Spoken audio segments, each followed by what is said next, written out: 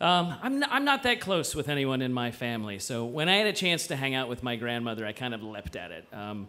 I had just turned 29, and she had turned 90, and we were moving her out of my parents' home into a nursing home. And it was your typical depressing, very sad place with the living room with art and furniture from the 70s and a garden with plastic animals in unnatural poses you'd never find them in, and the dining room with the big wooden tables with the chips in them from all the wheelchairs banging into them.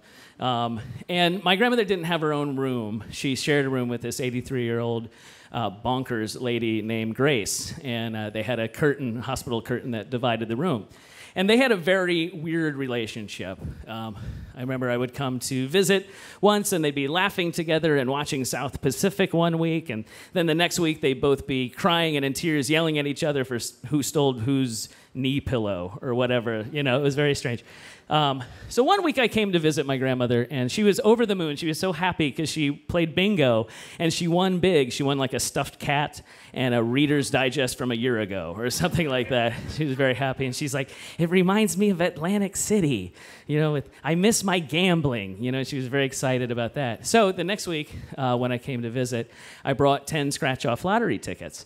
And she sat at the edge of her bed, and I sat in a chair, and I set the tickets up like a blackjack dealer on her dinner tray, and I was like, okay, the table's yours, pretty lady. And she was like, oh, and she'd scratch it off, and she'd look up every time with her little grandma face, and just like, this is the one, It's like, oh, I hope you win, I hope you win, And then she was like, this is just like Atlantic City, it'd be more fun with my drinky poos, that's family skill is drinking. So she really enjoyed her drinky poos. So what I decided to do the next week, I came in with a bunch of scratch-off lottery tickets and those little airline bottles of liquor and little tiny bottles of wine I would sneak in. And so all of a sudden it was Vegas in the nursing home. And so, I'd set it up again on the table, and I was like, what do you say, lady? And she's like, hit me, and I'd give her another lottery ticket to scratch off, and we'd pour another drink, and we'd have a good time. One day, I guess Grace was in a particularly foul mood because she was like, you guys are being too loud, and I'm going to call the head nurse. And I was like, whoa, and I knew Grace liked those Werther's butterscotch candies, but she couldn't have them anymore because she didn't have any teeth. So I told her, I said, Grace, if you don't say anything, I promise every time I visit, I'll bring you some butterscotch pudding, okay? So she was happy with that. So this happened for a couple of months every week. My grandmother and I on one side of the curtain would be getting drunk and gambling, and on the other side of the curtain, Grace would be slurping down pudding and watching her programs. So it was great for a while. And then one day I got a call from my mother, and she said, listen, you really have to, we all have to meet at the nursing home tomorrow. There's been some incident with Grandma, and so everyone has to be there. So I got a little nervous. I didn't know exactly what was up, but my mom didn't know either. We just knew we all had to meet. So the next day I went down around noon, and I walked in the room, and my mom's there, my dad's there, my sister is there, my grandmother's there, and Mrs. Doherty is there, who's the director of the nursing home. And there's so many people in the room, we can't shut the curtain. So inadvertently, Grace is in the meeting as well. So so she's watching the whole thing.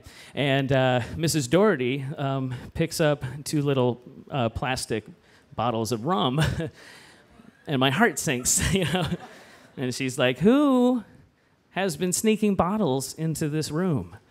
And I looked at my grandmother. My grandmother looks like a 5-year-old who just dropped an F-bomb. She's like, she's so nervous.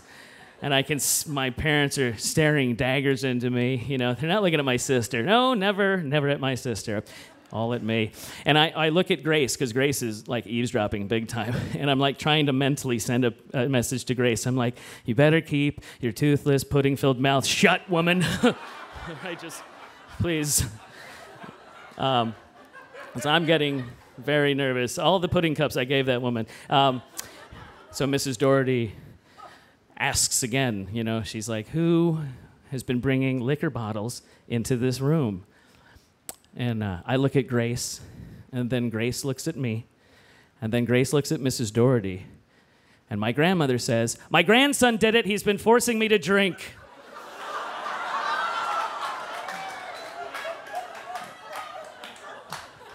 wow. Wow,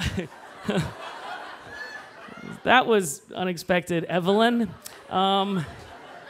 So my parents were immediately mad. Everyone was mad. Grace stuck her tongue out at me. It was horrible. So then after a very stern talking to, and then finding out, at age 29, I was not able to visit her without parental accompaniment anymore. I was a little embarrassed. So I went out and sit in my car. I tried to think of why she would do something like that. And then I wasn't really mad because I didn't live in the home. You know, I didn't live there. I didn't know the rules. I didn't have people looking over my shoulders all the time and being afraid to be kicked out. You know, and I knew we'd never get to do that again. I was just really, really glad that we had a chance to do it in the first place. So sitting in my car, I drank a little plastic bottle of rum. I scratched off the 5 lottery tickets I had brought to share with Grandma. But I won $2. So thank you.